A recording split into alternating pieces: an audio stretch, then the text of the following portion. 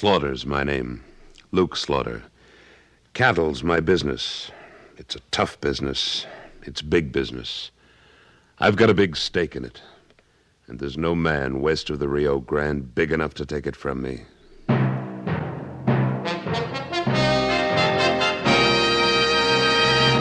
Luke Slaughter of Tombstone.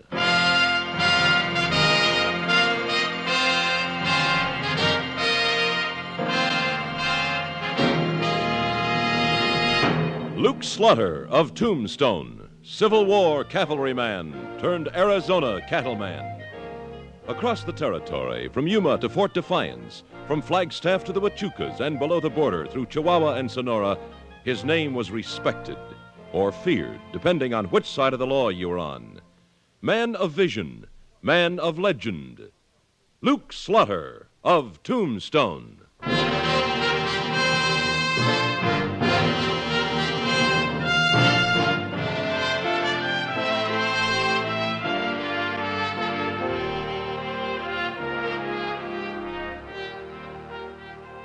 You get used to all kinds of people in Tombstone. Miners from above and below the border. Cowboys, legitimate and illegitimate. Chinese who cook your meals or your shirts. All kinds. But one afternoon, Wichita and I spotted a new brand. Say, will you look at that dude with the white hair and goatee? If he ain't the high mucky-muck of something, I miss my guess. Looks more to me like a traveling preacher. Yeah, but the other ain't no deacon from his looks. Good afternoon, gentlemen. Afternoon. I wonder if you could give us a direction, sir. I'm not too familiar in these parts, and let me introduce myself. I'm Colonel Everett. This is my business associate, Mr. Granby. Howdy. Howdy. Slaughter's my name. This is Wichita. Howdy. What is it you're looking for, Colonel? Well, we're heading for the Meeker place. I believe it's just outside of Tombstone somewhere. That's right. Cal Meeker's spread's about 3 miles north. The Lazy M. You can't miss it. Thank you. Thank you for your courtesy, sir. Not at all. Oh, Mr. Granby. Yeah? Haven't we met somewhere before? Met? No, I don't guess so, mister. It's the first time I've ever been in Arizona. Well, now, I haven't spent all my life here either. I'd swear we'd met someplace. Well, thank you for the directions, Mr. Slaughter. We'll get along to the Lazy M. Come on, Granby.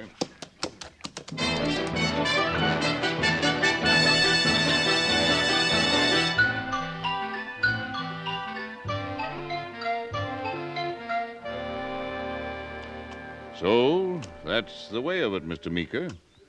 I'm sorry. No, wait a minute, Colonel Everett. This is my land. I homesteaded it. Got my title straight from the government. You don't listen very good, Meeker. The colonel told you he's got the original grant on this land, dated way back in 52, before you ever saw Arizona. That's right, sir. My title's all official and registered. But Mexico sold this land to the U.S. in 53. And the United States honored all prior claims. Right so, Granby. Now, I am ordering you to get off my property in 2 days, Meeker. And I'm giving you a choice. A choice? Drive your cattle off this spread within 2 days, or leave 'em, and I'll give you $5 a head for 'em. $5? Why, that's robbery. And what if I refuse? Then we'll have to drive 'em off ourselves.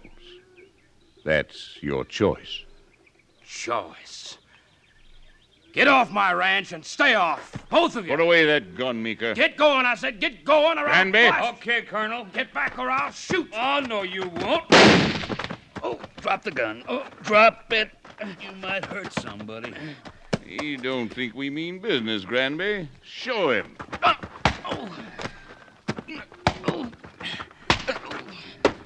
Yeah, that'll give you a rough idea, Meeker.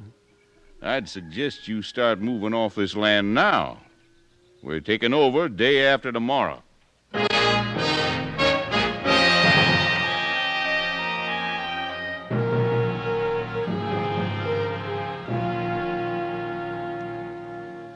Cal, let me get this straight. The colonel claims he has an old Mexican grant to your land? That's right, Luke. Signed by Santa Anna himself, he said. And not just my spread, either. He claims all the land out my way. Wonder why he'd wait all these years to claim it. Golly. Well, ain't there something you can do, Luke? I don't know. It's a fact the government did recognize prior claims when they bought this territory from Mexico. So if his grant's on the level... You know this would ruin me. All of us up there, Luke. I know. Where's this colonel located? He told me he's got a land office in Bisbee. All right, then. Wichita, you and I'll take a little ride down to Bisbee to see what we can find out. And you, Cal, Yeah, Luke. go back to your spread and don't do anything until you hear from me. This may all be on the level, but every time I think of that business associate of the colonel's, I wonder.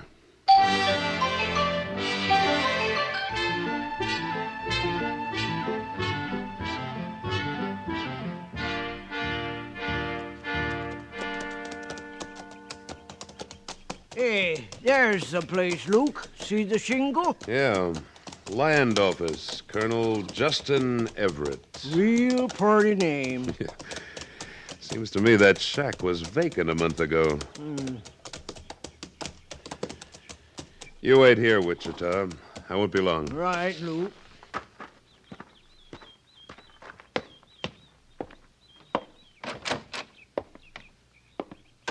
Yes, sir. What can I...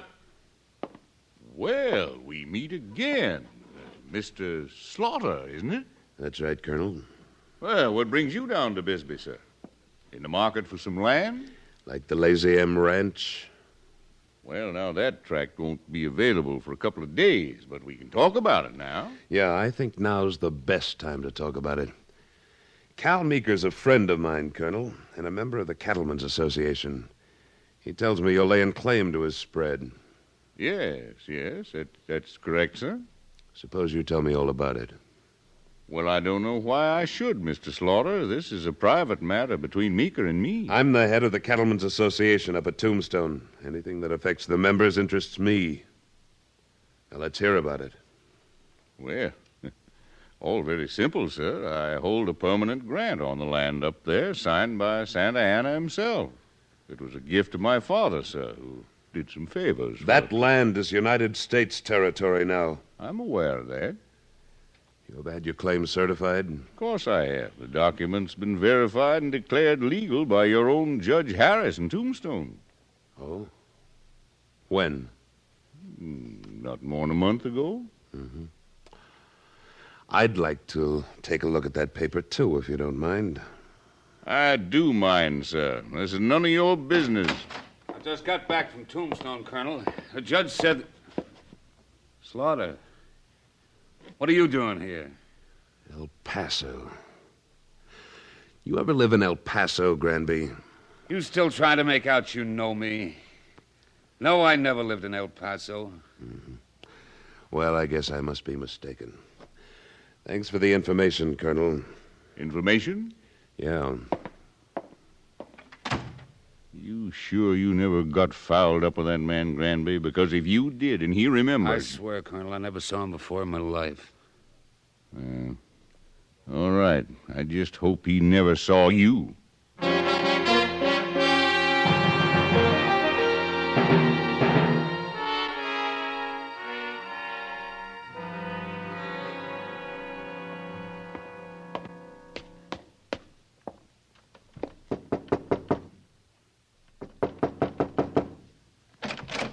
Yes? Morning, Judge. Well, Luke Slaughter, what can I do for you? Oh, nothing special. Just dropped by for a chat. Come in. Thank you. You know, I haven't talked to you since you lived in that little house up on Safford Street. It's quite a fancy layout you've got now. Well, thanks, Slaughter. I like it. I don't see how you can swing it on a judge's salary. Oh, well, you see, a relative of mine died in Kansas City. Left me some money. Yes, sir, quite a lot of money. Oh. When'd you buy this place? Why, it was just a month ago, next Monday. I see. Judge, I wonder if you could give me a little information on a land deal. What kind of land deal? Well, a fellow named Everett, Colonel Everett, claims he has a Mexican grant on a lot of property around here. Oh, Colonel Everett, yes. Say, that was a surprise to me, too. Yes, sir, quite a surprise. I had no idea such a grant existed. He tells me you certified the title. Is that right? Oh, yes. I went into it very thoroughly.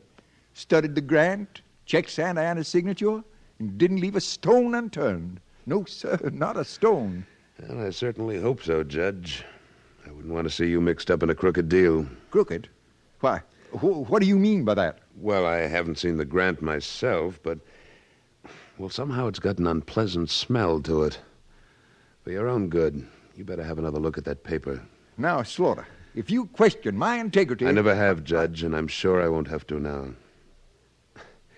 You know, it's quite a coincidence, that relative of yours dying in Kansas City exactly the same time Colonel Everett came to Arizona. Now, see here, sir. Just a coincidence, I'm sure, Judge.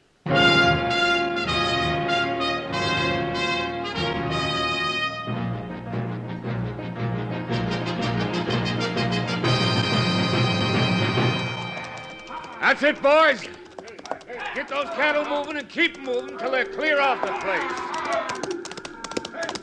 Hey, what is this? What are you doing with my cattle, Granby? Well, I figured you'd be showing up, Meeker. Stop those men. They can't drive my herd off like that. They won't. If you want to take the colonel's offer of $5 a head... This is my ranch, and these are my cattle. They may be your cattle, but this is no longer your ranch. All right, keep moving, boys. Come on, keep moving.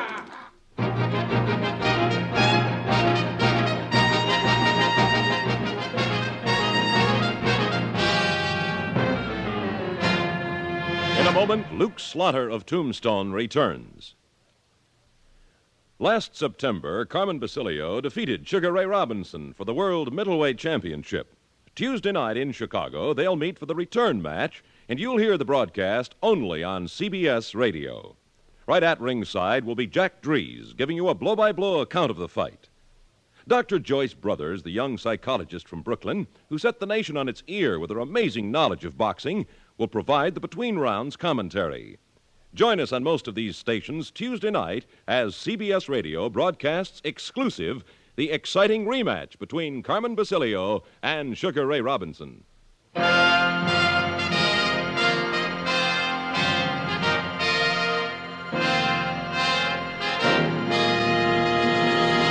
And now, Act Two of William N. Robeson's production of Luke Slaughter of Tombstone.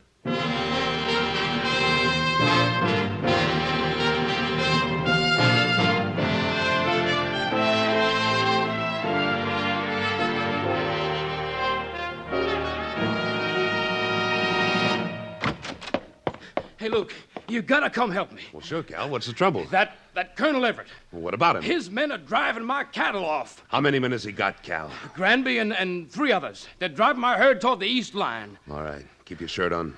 We'll get your herd back if we have to make the colonel drive him back himself.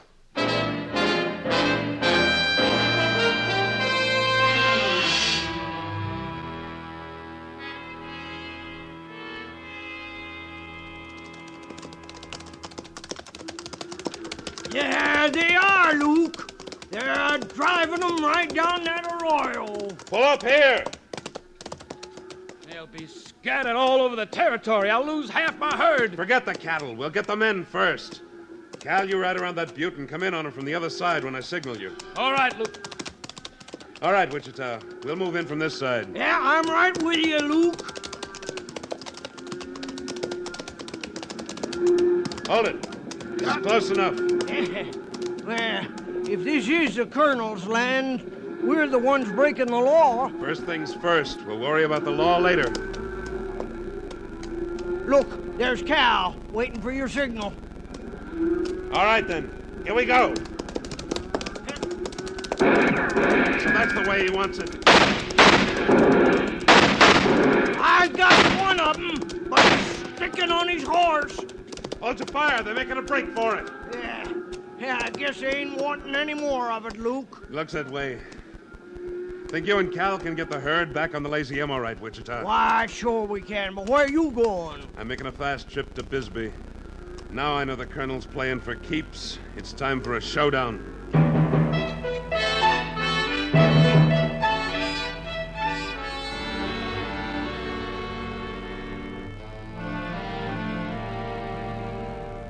Hey, Colonel. Don't bother me, Granby. I'm figuring. Slaughter's out front. Slaughter! You didn't waste any time getting down from Tombstone. Hello, Colonel. You Granby? got your nerve coming in here, Slaughter. You wounded one of my men when he was doing his legal duty. Legal duty? He was a rustler. What do you want? Well, I figured maybe we could stop any further violence around here if I had a look at that grant of yours. Get out of here, Slaughter. Tell your friend to keep his hand away from his holster, Colonel. You don't want your office messed up, do you? Tell him. He's got a right to defend himself. Yeah, sure he has. Go ahead, Granby. Defend yourself. Go ahead. Draw.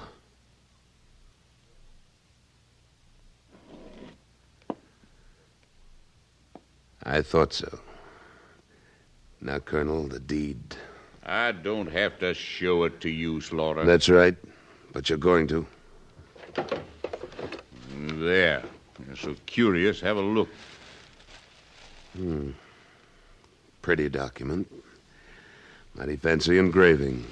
Just as legal as it is pretty. Might help if you could read Spanish. Well, it just so happens I can. Dated September 11th, 1852. Signed by... Say, this fellow really took a liking to himself, didn't he? His Most Serene Highness Antonio Lopez de Santa Anna, perpetual dictator of Mexico. You'll notice the grant is perpetual, too. I noticed that. Hope it's more perpetual than Santa Anna was. Yes, sir. That's mighty pretty engraving. Well, you satisfied, Slaughter? Yes, indeed I am. I've seen all I need to, for now. And now that I've seen it, Colonel, I'm sure our next meeting will be under much different circumstances. Well, I certainly hope so, sir. Good day, gentlemen.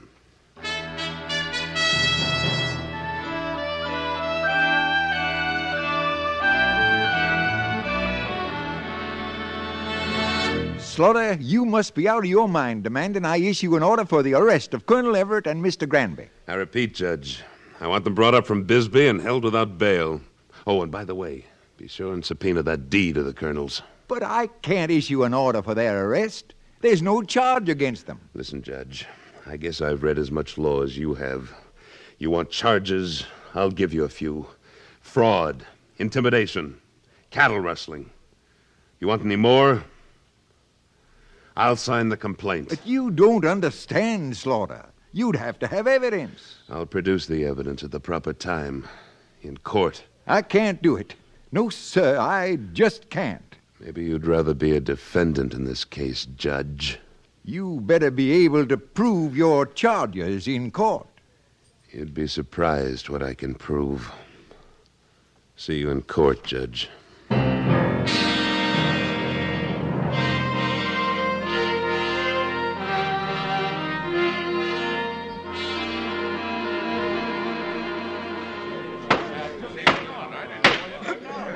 Court will come to order. Luke Slaughter, being the complaining party in behalf of the Cattlemen's Association, he gets first say. Go ahead, Slaughter. Give it to 'em good, Counselor. Quiet, Wichita. Thank you, Judge. Now, these men are being tried on a charge of fraud. We'll forget a few other charges. This is preposterous. He can't prove a thing. The judge knows that. Could we have a little order in the court, Your Honor? Thank you. Now, if it please the court, I have in my hand the Mexican land grant by which Colonel Everett's claiming land around here. If it wasn't for just two things, he'd be in his rights. First of all, this grant is dated September 1st, 1852. That date looked kind of odd to me some way, so I looked it up. Now, it just happens that in September of 52, Santa Anna, who was supposed to have signed this deed, was in exile in South America. He didn't become president of Mexico until more than 6 months later. April 15th, 1853. So he couldn't very well give away land when he wasn't even in office, could he? Order! Order! Now, that's one thing. There's another. The first day I saw Colonel Everett's business associate, Mr. Granby, I had a feeling I'd met him someplace before. The thought kept nagging at me. Then when I saw this document, I put two and two together, and the whole thing came to me. I was wrong. I hadn't met Mr. Granby at all. I'd just seen his picture a while back on the wall of a marshal's office back in Abilene, Texas. What? Why you... It's no wonder this document looks so pretty. Mr. Granby is an expert at making things like this. He's wanted by the United States government for forgery and counterfeiting. That's a lie! Now, there's one more way I'm going to prove this case. By Judge Harris himself. The judge can tell you a few things about these men that'll prove their guilt. Can't you, Judge? Well, when the Colonel and Mr. Granby first approached me... I'll teach you to keep your mouth shut, Harris. Luke, Granby's got a deputy's gun. Get down behind that desk, Judge. Keep away from me, Slaughter. I'll fix you so's everybody will keep away from you. Now!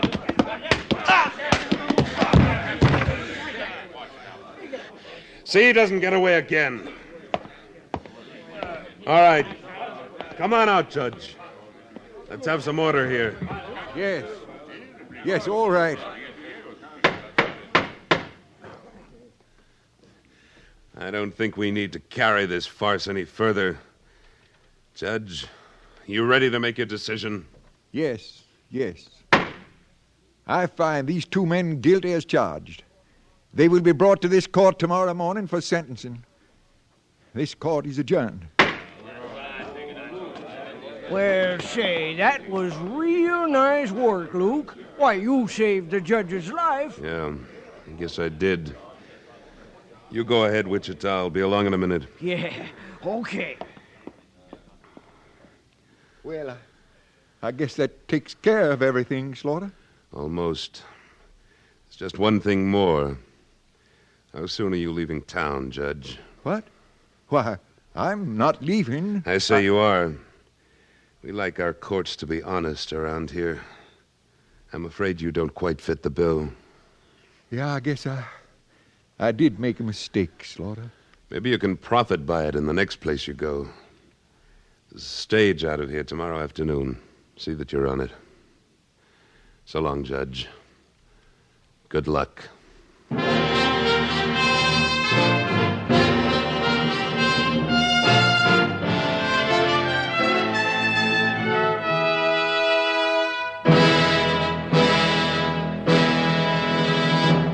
Luke Slaughter of Tombstone, starring Sam Buffington, was written by Don Clark, with editorial supervision by Tom Hanley, and directed by William N. Robeson. Supporting Mr. Buffington were John McIntyre, Jim McCallion, Bill Quinn, Junius Matthews, and Ed Jerome. Music composed by Wilbur Hatch and conducted by Amerigo Marino.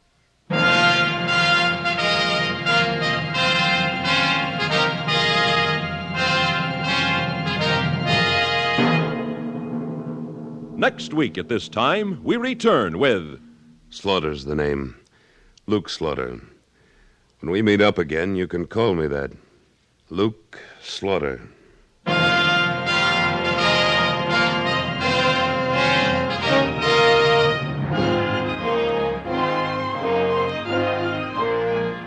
Butcher, baker, candlestick maker, lawyer, bricklayer. No matter what your work is, the course of American business from day to day affects you in 100 ways. Beginning tomorrow and right through the week, follow our business news reports on most of these stations with Walter Cronkite and Bill Downs doing the reporting.